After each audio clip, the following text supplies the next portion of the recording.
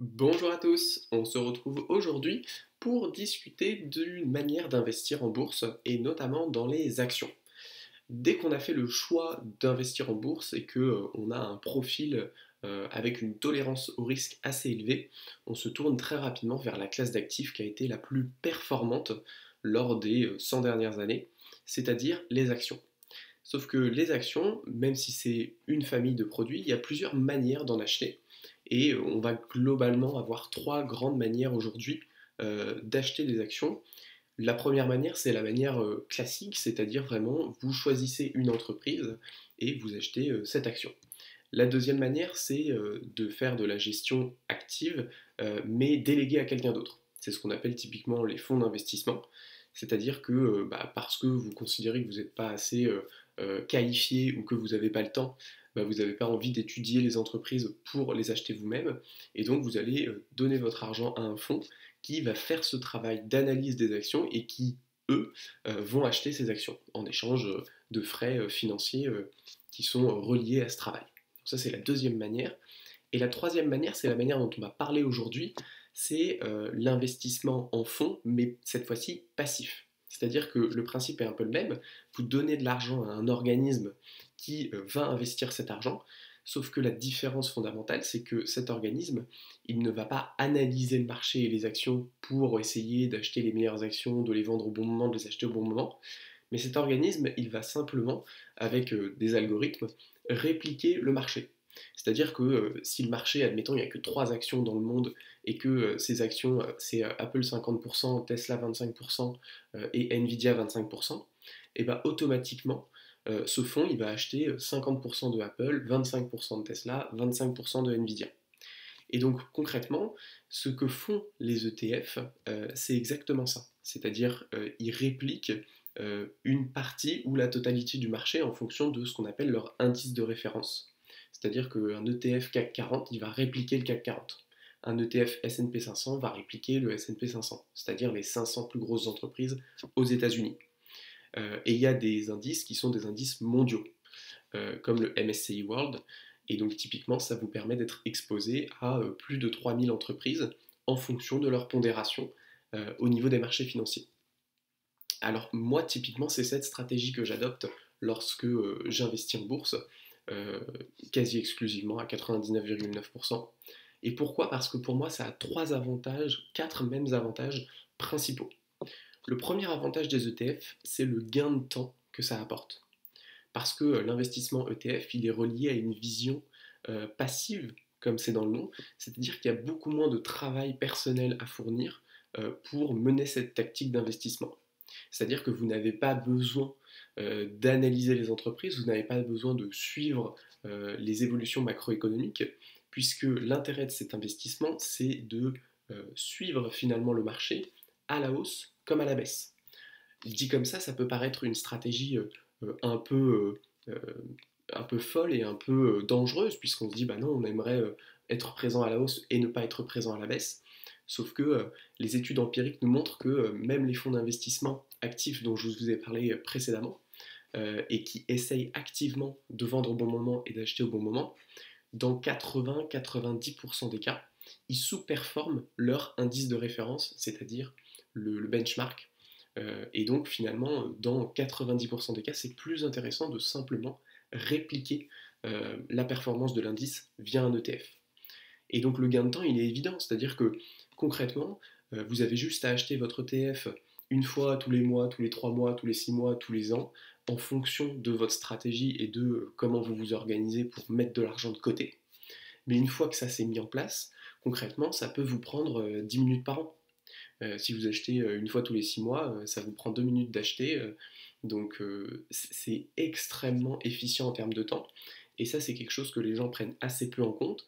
C'est-à-dire que souvent, ils vont faire des politiques d'investissement qui sont extrêmement complexes, qui sont extrêmement chronophages, et ils ne vont pas comptabiliser ce temps d'étude dans leur performance. Alors que le temps, précisément, ça a une valeur.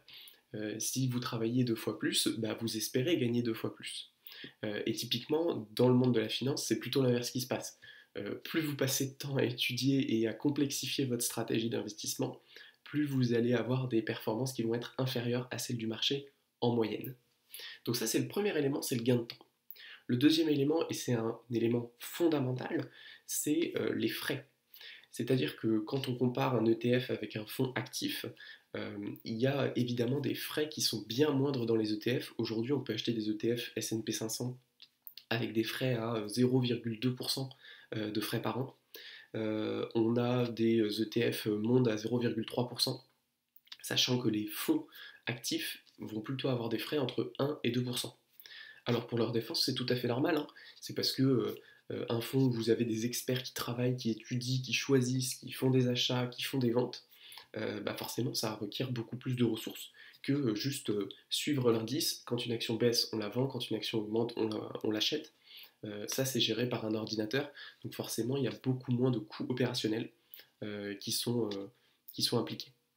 Et les frais, ce qu'il faut bien comprendre, c'est que on parle vraiment d'un jeu à somme nulle dans le cas de la bourse, dans le sens où la performance de votre portefeuille, elle est divisée entre les différents acteurs qui vont jouer les intermédiaires, c'est-à-dire votre banque, votre courtier, les fonds dans lesquels vous allez investir et vous.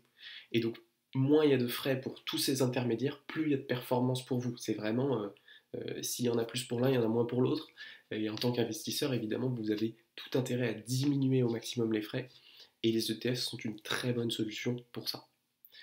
Enfin, il y a un troisième avantage extrêmement important pour les ETF qui cette fois-ci est plus comparé aux actions seules, c'est la question du risque-rendement, qui est à mon sens optimal dans le cas des ETF. Pourquoi?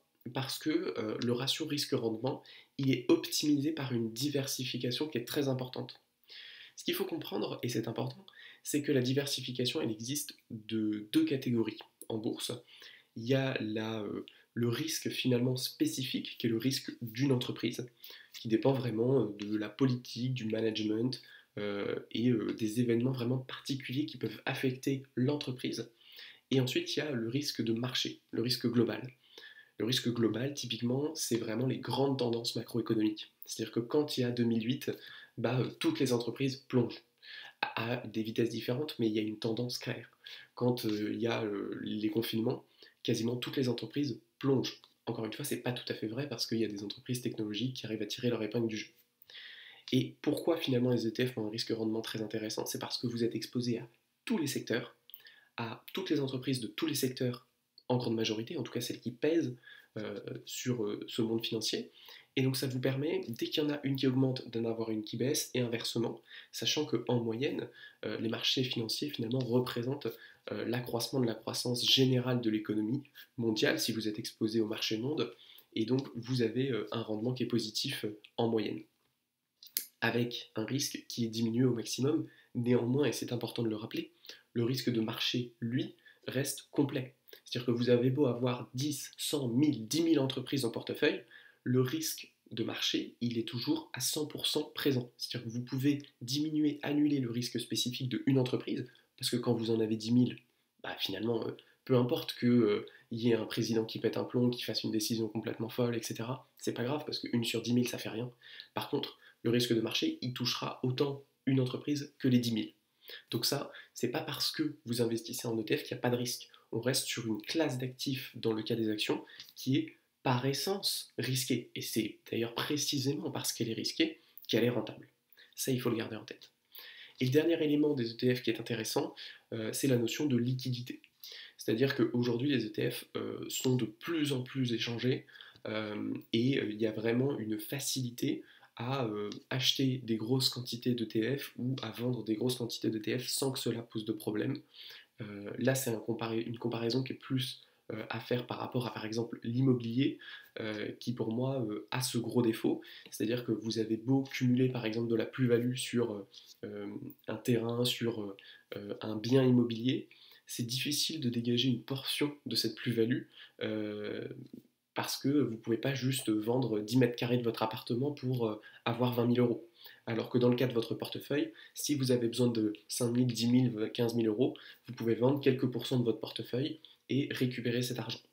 Donc ça, c'est extrêmement intéressant aussi au niveau des ETF.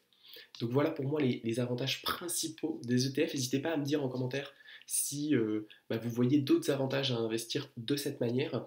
Et je vais faire une vidéo juste ensuite qui va traiter justement des désavantages ou finalement des raisons de ne pas acheter des ETF. Alors n'hésitez pas à rester tune. Ciao.